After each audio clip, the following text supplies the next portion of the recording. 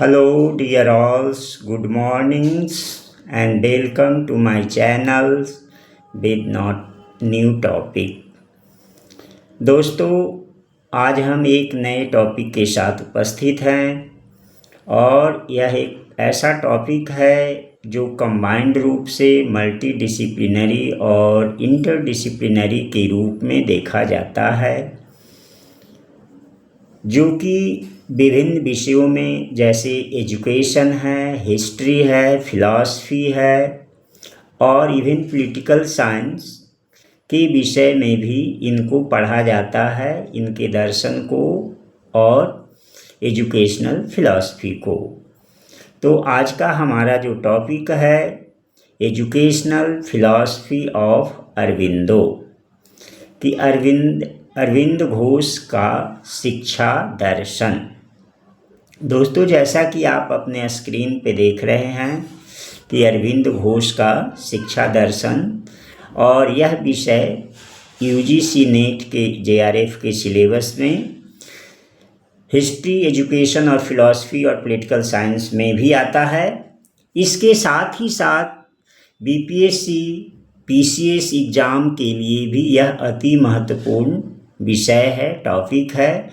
क्योंकि अरविंद घोष एक प्रसिद्ध इंटेलेक्चुअल एलिट्स के रूप में जाने जाते हैं, इसलिए इनको विभिन्न विषयों में पढ़ाया जाता है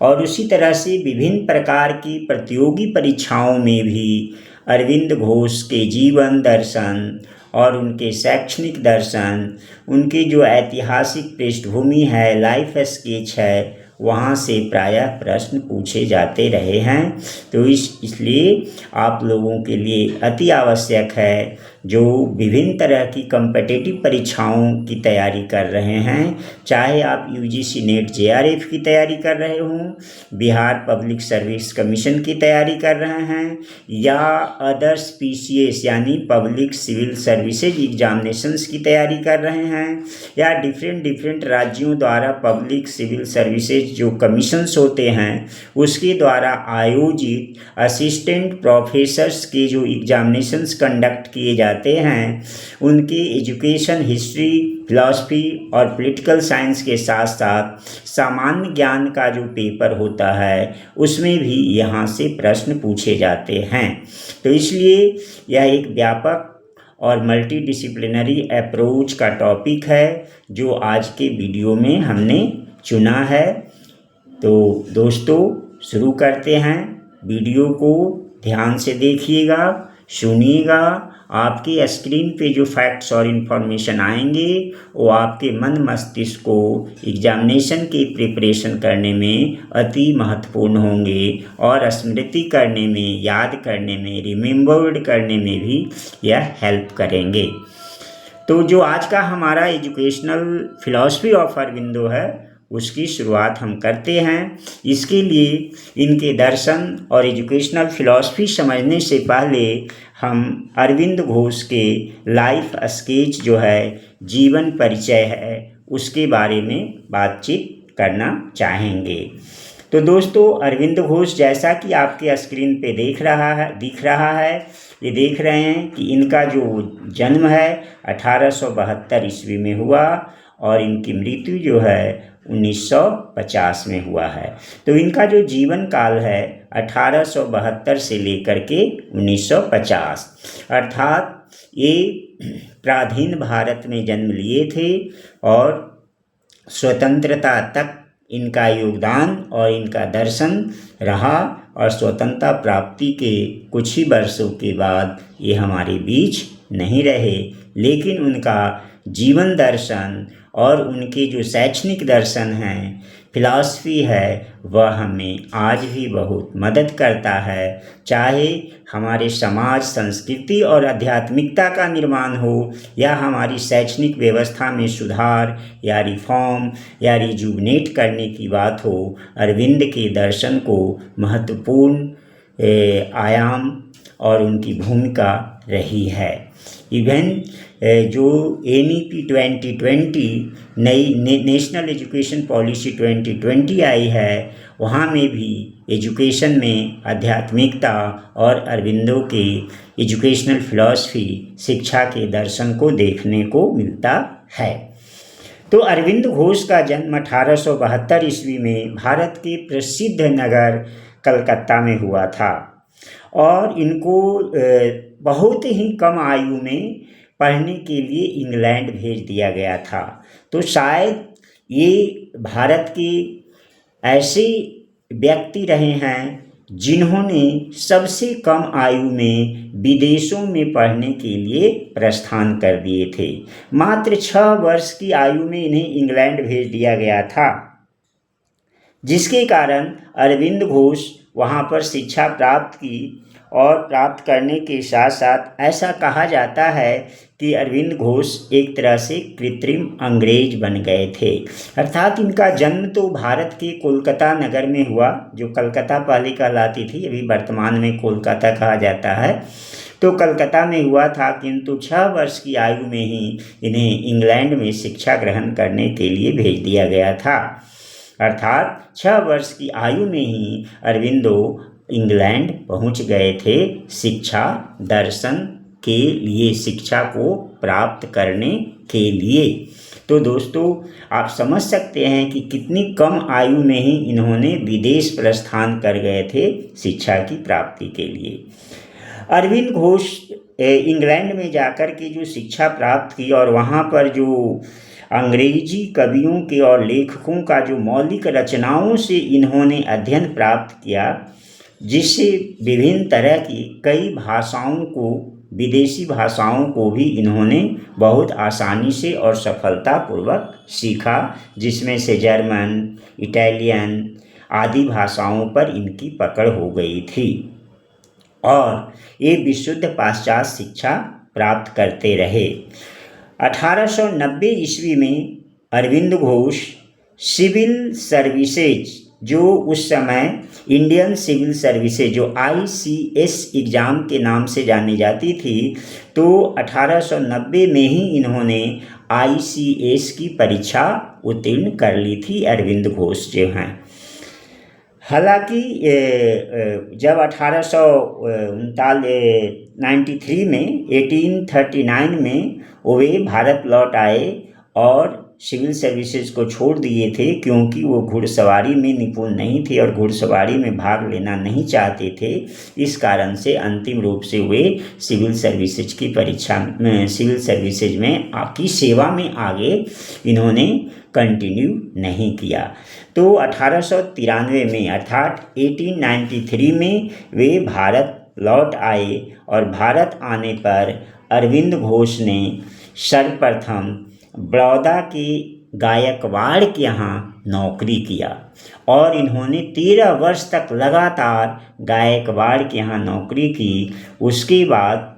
इनका जीवन जो है, जो 1905 का, जो आप सब परिचित होंगे स्वतंत्रता संग्राम के आंदोलन से, तो 1905 में जो बंग भंग आंदोलन हुआ था, बंगाल विभाजन का आंदोलन हुआ था, उसमें ये राजनीति में कूद गए और अपनी जो गायकवाड़ के यहाँ नौकरी करते थे उससे त्यागपत्र दे दिया और ये राजनीति के क्षेत्र में आ गए। इन्होंने वंदे मातरम, कर्मयोगिनी और धर्म आदि जैसे समाचार पत्रों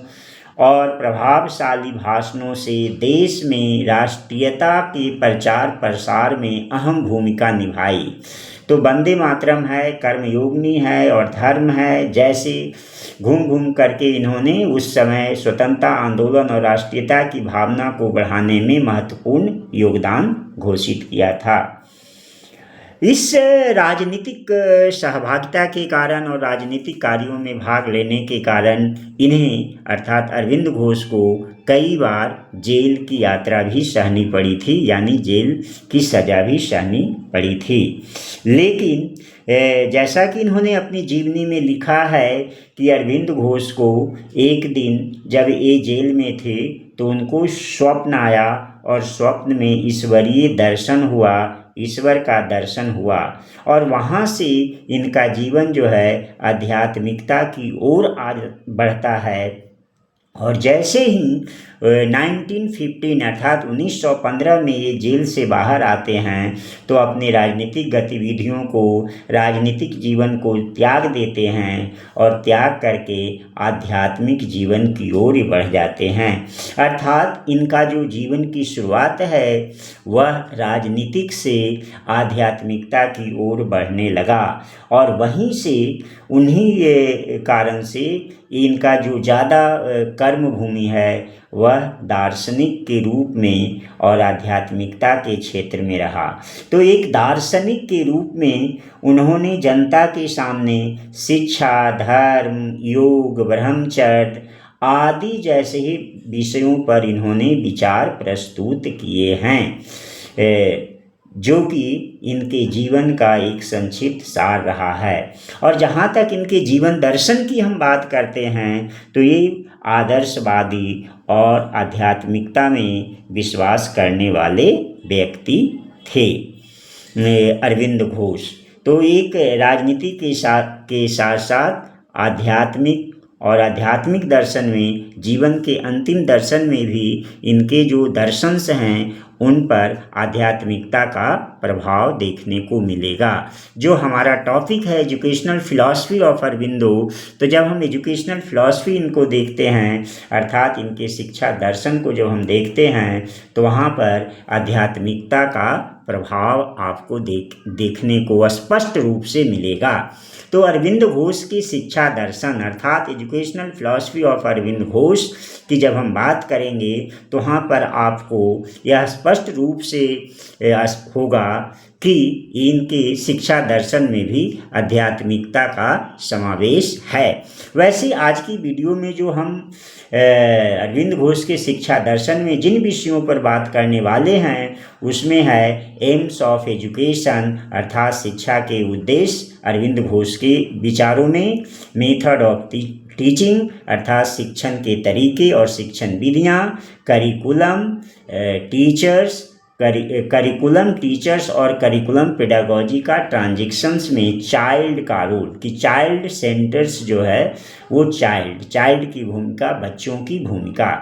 इसको महत्वपूर्ण केंद्र में रखते हैं। चूँकि इनके शिक्षा दर्शन में चाइल्ड जो है मुख्य केंद्र में है, इसलिए आपके स्क्रीन पे देख रहे हैं कि चाइल्ड को एक विशेष बोल्ड रूप से यहाँ पर प्रदर्शित किया गया है। तो इनके संपूर्ण शिक्षा के दर्शन में इन्हीं आयामों पर हम विचार करेंगे कि जो इनका एम्स ऑफ एजुकेशन क्या है, अर्थात जो अरविंद घोष हैं तो अरविंद घोष ने शिक्षा के एम्स में किन किन एम्स की बात किया है। तो फर्स्ट जो हमारा टॉपिक है aims of education according to Arvind Ghosh. तो जो अरविंद घोष हैं इन्होंने शिक्षा के कुछ उद्देश्य स्थापित किए और शिक्षा के कुछ उद्देश्यों को बताया है कि शिक्षा का उद्देश्य क्या होना चाहिए, शिक्षा किस तरह से निर्मित की जानी चाहिए, किन उद्देश्यों की पूर्ति के लिए शिक्षा को निर्मित किया जाना चाहिए। तो इन्होंने जैसा कि पहले मैंने बताया कि चाइल्ड को सेंटर में रखा है। तो इनके अनुसार अर्थात अरविंद घोष के अनुसार शिक्षा दर्शन का उद्देश्य जो है वो चाइल्ड का फिजिकल डेवलपमेंट, तो फिजिकल डेवलपमेंट ऑफ चाइल्ड, उसी तरह से mental development of child, morality development of child, इन्होंने मोरल डेवलपमेंट पे बल दिया है और कंसाइंसनेस या डेवलपमेंट ऑफ द सेंस की अंतःकरण के विकास की बात करते हैं और अंत में ये चाइल्ड के स्पिरिचुअल डेवलपमेंट की बात करते हैं अर्थात आध्यात्मिक डेवलपमेंट की बात करते हैं। जैसा कि मैंने आरंभ में ही बताया दोस्तों कि इनका जीवन जो है जैसे ही ये जेल से बाहर आए थे ये आध्यात्मिकता की ओर मूव कर गए थे। तो इसलिए इनके शिक्षा दर्शन में भी आप देख रहे हैं कि ये अरविंद घोष बच्चों में स्पिरिचुअल डेवलपमेंट पर भी बल देते हैं और कहते कहते हैं कि शिक्षा का मुख्य उद्देश्य शारीरिक development, mental development, moral development के साथ साथ स्पिरिचुअल डेवलपमेंट का भी अहम रोल है। अरविंद घोष कहते हैं कि जो शिक्षा का उद्देश्य है, बालक के मानसिक विकास तो है ही, मानसिक विकास के साथ साथ उनका नैतिक विकास, अंतःकरण का विकास, शुद्धि और आध्यात्मिकता की महत्वपूर्ण भूमिका होनी चाहिए। और इसलिए इन्होंने बच्चों के अंतर्गत स्मृति, चिंतन, तर्क, कल्पना और निर्णय आदि मानसिक शक्तियों के विकास पर अपने शिक्षा दर्शन में बल दिया है। दूसरी जो हम टॉपिक देखते हैं वह है कि मेथड ऑफ टीचिंग, कि अरविंद घोष ने किन टीचिंग मेथड से शिक्षण की बात करते हैं, जिसमें कि अरविंद घोष कहते हैं कि बच्चों को फ्रीडम मिलना चाहिए, अर्थात स्वतंत्रता मिलनी चाहिए, और बच्चों के शिक्षा के लिए कहते हैं कि जो भी शिक्षा दी जाए बच्चों के इंटरेस्ट और रुचि के अनुसार दी जाए,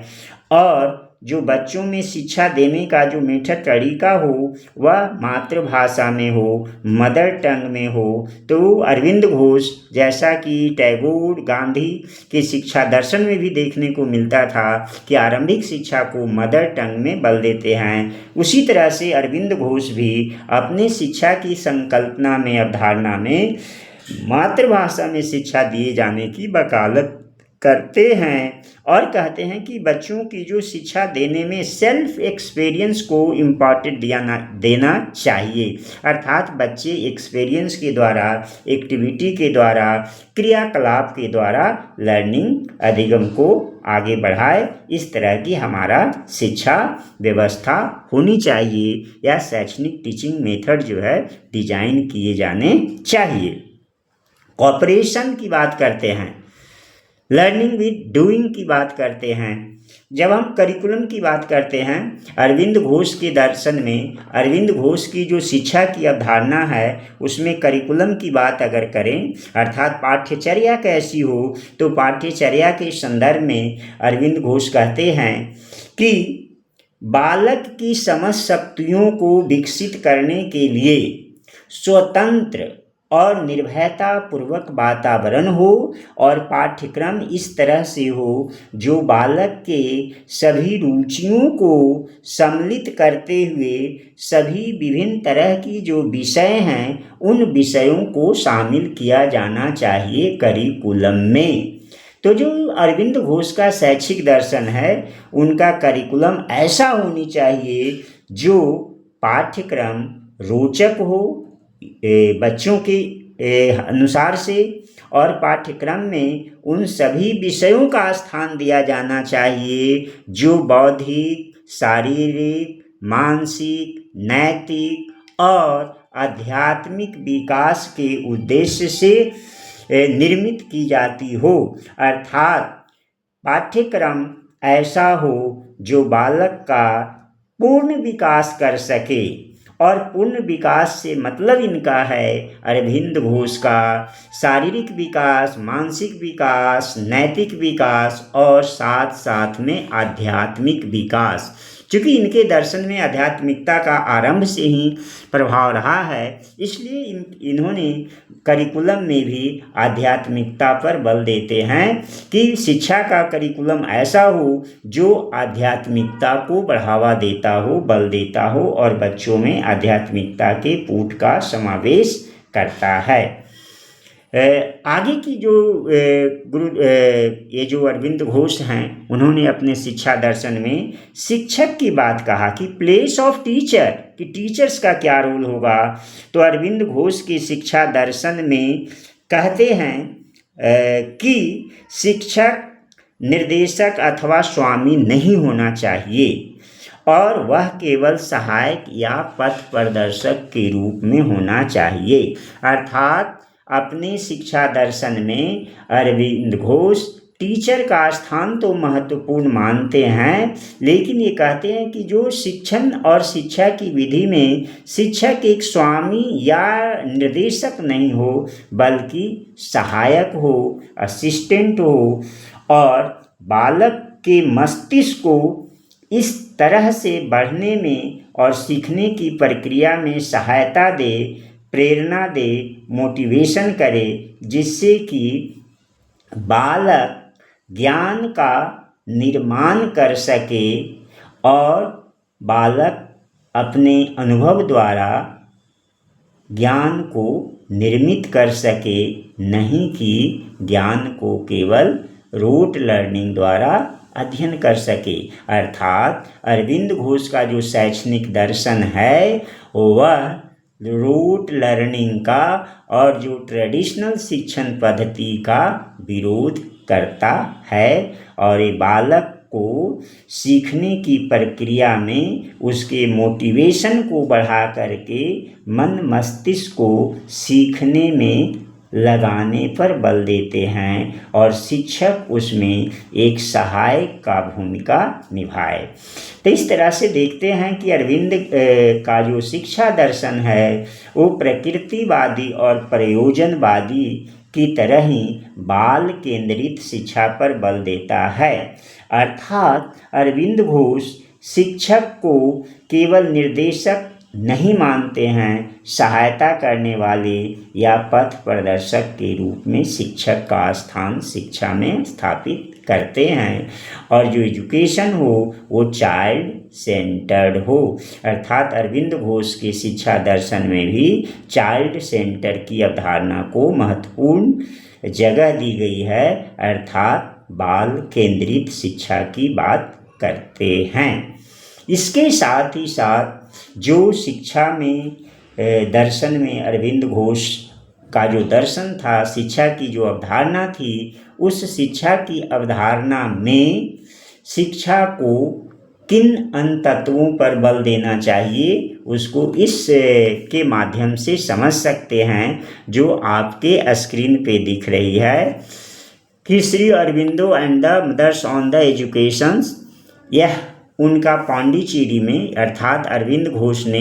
जो अपनी उनकी शिक्षा दर्शन थे उनको व्यावहारिक रूप से देने के लिए एक आश्रम स्थापित किया था, जो कि पांडिचेरी में उसका मुख्य केंद्र था। मेन आश्रम जो श्री अरविंदो आश्रम के नाम से प्रसिद्ध है। आज भी अरविंदो आश्रम एक महत्वपूर्ण शैक्षणिक अल्टरनेटिव इंस्टीट्यूशंस के रूप में देखा जाता है, वैकल्पिक शिक्षण केंद्र के रूप में देखा जाता है। पांडिचेरी के साथ साथ दिल्ली में भी इनका एक केंद्र है जो अरविंदो आश्रम के नाम से जाना जाता है, तो जिसकी हम आगे चर्चा करेंगे, पिक्टोरियल्स में आएंगे। अब यहाँ पर ध्यान दीजिए कि जो अरविंदो आश्रम का जो पांडिचेरी में जो आश्रम था शिक्षा दर्शन को व्यवहारिक रूप से देने के लिए, उसमें किन किन चीज़ों के माध्यम से एजुकेशन के द्वारा किन किन चीज़ों पर ये बल देते हैं। तो जैसा कि आपको स्क्रीन पे दिख रहा है कि इनके एजुकेशन में जिन तत्वों को ये बात कर रहे हैं, चित्त, मानस, बुद्धि, ज्ञान, और इस चित्त, मानस, बुद्धि और ज्ञान के माध्यम से जो ये लक्ष्य जो होगा ये आध्यात्मिक साधना, ब्रह्मचर्य और योग पर बल देते हैं। तो अरविंद घोष ये कहते हैं कि जो शिक्षा का प्रमुख उपकरण है, प्रमुख अंतःकरण है, वह है उपकरण के रूप में ये चार तत्वों को महत्वपूर्ण मानते हैं, या यूँ कहें कि चार स्तर के माध्यम से शिक्षा और बौद्धिक आध्यात्मिक ज्ञान की वृद्धि पर बल देते हैं, जिसमें ये कहते हैं कि ये चार जो स्तर हैं वो क्या है, चित्त है, मानस है, बुद्धि है और ज्ञान है। तो इसके माध्यम से शिक्षा को बालक के चारों स्तरों का अधिक से अधिक विकास करना चाहिए। अर्थात अरविंद घोष अपने शिक्षा दर्शन में बालकों के चित्त, मानस, बुद्धि और ज्ञान को बढ़ावा देने, विकसित करने के उपकरण को बल देते हैं, और इसके माध्यम से जो अरविंद घोष का शिक्षा दर्शन है उसके माध्यम से कहते हैं कि इसके द्वारा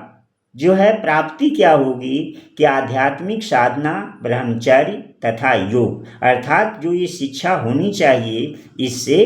प्रेरित होनी चाहिए कि आध्यात्मिक साधना, आध्यात्मिक साधना के साथ साथ ये क्या कहते हैं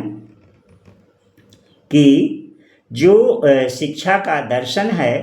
वह आध्यात्मिक साधना को बढ़ावा दे और ब्रह्मचर्य, ज्ञान, योग इत्यादि को बढ़ावा देने वाला हो। इस तरह से इन्होंने अपने शिक्षा दर्शन में, तो यहाँ स्पष्ट रूप से ये देख रहे हैं आप स्क्रीन पे, थोड़ा सा स्क्रीन ऊपर नीचे हो गई है, कि इनको जो शिक्षा दर्शन है अरविंदो का, उसमें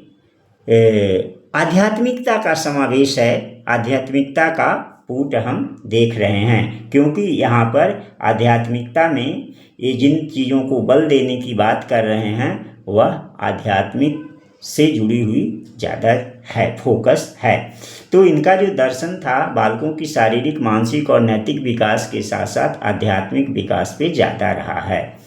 अब शिक्षा के इन सभी उपलब्धियों को देने के लिए, अर्थात जो अरविंद घोष का शैक्षिक दर्शन था, तो उस शैक्षिक दर्शन को व्यवहारिक रूप से जमीन पे उतारने के लिए, अर्थात कहें कि अरविंद घोष के शिक्षा दर्शन को का क्रियान्वयन करने के लिए सिर्फ इन्होंने एक वैकल्पिक व्यवस्था ही नहीं दिया, बल्कि उसको क्रियान्वित करने के लिए संस्था और संस्थान, आश्रम की शुरुआत किया, जो अरविंदो आश्रम के नाम से जाना जाता है, जो आपके स्क्रीन पे दिख रहा है। तो अरविंदो आश्रम क्या है? अरविंद घोष के शैक्षणिक दर्शन को क्रियान्वित करने के लिए जो स्थापित आश्रम है या संस्थान है, आज तो यह एक विशुद्ध रूप से शैक्षणिक संस्थान के रूप में काम करती है, जो पूरी तरह से अरविंद का जो शिक्षा दर्शन है उस पर आधारित है। अरविंदो आश्रम जो कि प्रमुख शिक्षा का केंद्र के रूप में आज स्थापित है। और अरविंदो आश्रम जो है मूल रूप से अरविंदो घोष ने पांडिचेरी में इसकी स्थापना की थी, लेकिन इसके ब्रांचें दिल्ली में भी हैं। अगर जिन लोगों ने दिल्ली विजिट किया होगा, दिल्ली एनसीईआरटी के आसपास अगर आप गए होंगे तो वहाँ पर अरविंदो आश्रम आपको देखने को मिला होगा। तो अरविंदो आश्रम जो है इनका शिक्षण का केंद्र है, शिक्षण के और प्रशिक्षण का एक केंद्र के रूप में है, जहाँ पर विशुद्ध रूप से, प्राकृतिक रूप से और अरविंद के दर्शन पे आधारित शिक्षा दी जाती है। तो इन्होंने इस जो अरविंदो आश्रम की स्थापना की, वो बेसिकली मूल रूप से इस केंद्र की जो स्थापना की गई है, अर्थात अरविंदो आश्रम की स्थापना की गई है, वो अरविंदो के शिक्षा दर्शन के जो आधारभूत सिद्धांत हैं उसी पे आधारित है। और अरविंद घोष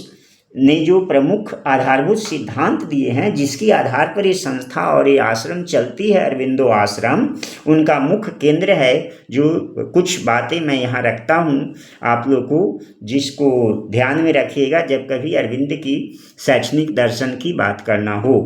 तो इनके जो शिक्षा दर्शन का जो आधारभूत सिद्धांत रहा वो क्या था कि पहला कि शिक्षा मातृभाषा में दी जानी चाहिए, और शिक्षा बालक प्रधान होनी चाहिए, और शिक्षा बालक में जो छिपी हुई शक्तियां हैं, अंतःकरण की शक्तियां हैं, उसको विकसित करने वाली होनी चाहिए। अतः इन्होंने शिक्षा में अंतःकरण पर बल देते हैं। और शिक्षा का विषय जो है रोचक होना चाहिए, अर्थात करिकुलम रोचक और व्यवहारिक होना चाहिए। शिक्षा बालक की जो समझ शक्तियों का विकास करके पूर्ण मानव बनाने पे फोकस होना चाहिए। अर्थात अरविंद घोष कहते हैं कि जो शिक्षा दर्शन हो वो बालक को पूर्ण विकास करके एक पूर्ण मानव बनाए। शिक्षा में जो धार्मिक पुट अवश्य होनी चाहिए। अब देखिए यहाँ अरविंद घोष जो हैं, जैसा कि शुरू से ही मैंने कह रहा हूँ कि इनका अरविंद घोष का जो शैक्षिक दर्शन है उसमें आध्यात्मिकता का प्रभाव देखा जाता है। इन्होंने एक आधारभूत सिद्धांत के रूप में भी कहा कि शिक्षा में धार्मिकता का पुट अवश्य होनी चाहिए। और धार्मिकता की अवधारणा में शैक्षणिक संस्थानों में इसलिए कह रहे हैं अरविंद घोष कि इससे करप्शन और भ्रष्टाचार और जो अनैतिक जो कार्य होते हैं समाज में, व्यवस्था में, उस पे रोका जा सकता है आध्यात्मिकता और मोरालिटी के विकास के द्वारा। तो इन पर आधारित, इन सिद्धांतों पर आधारित ये जो अरविंदो आश्रम है वह संचालित होता है, और ये आज भी अरविंदो आश्रम जो है एक महत्वपूर्ण शिक्षा के केंद्र के रूप में काम करता है। तो दोस्तों, अगर हम संक्षिप्त में देखें, सारगर्भित रूप में देखें, तो हम क्या पाते हैं कि अरविंद घोष का जो शिक्षा दर्शन है वह बाल केंद्रित शिक्षा दर्शन है, प्रकृतिवादी और प्रयोजनवादी दार्शनिकता की अवधारणा पर आधारित है। साथ ही यह बालक केंद्रित होने के साथ साथ बालक को संपूर्ण मानव के रूप में विकसित करने पर बल देता है, और उसमें नैतिकता और आध्यात्मिकता पर अधिक बल देता है। अरविंद घोष का शैक्षिक दर्शन और उनकी जो शैक्षिक आश्रम है आज भी इन्हीं सिद्धांतों पर काम करती है, जो बालकों में व्यावहारिकता से, क्रियात्मकता से, एक्सपीरियंस रूप से और आध्यात्मिक शक्तियों के विकास पे अधिक बल देता है, जिसमें मेडिटेशन वगैरह को भी शामिल किया जाता है, जिसमें मेडिटेशंस हैं, योग हैं, आदि क्रियाओं को सम्मिलित करके शिक्षा देने की बात की जाती है। और यह वस्तुतः जीवन जीने के लिए अति महत्वपूर्ण शिक्षा की व्यवस्था के रूप में यह जो अरविंदो आश्रम है वो कार्य करती है और आज भी कर रही है।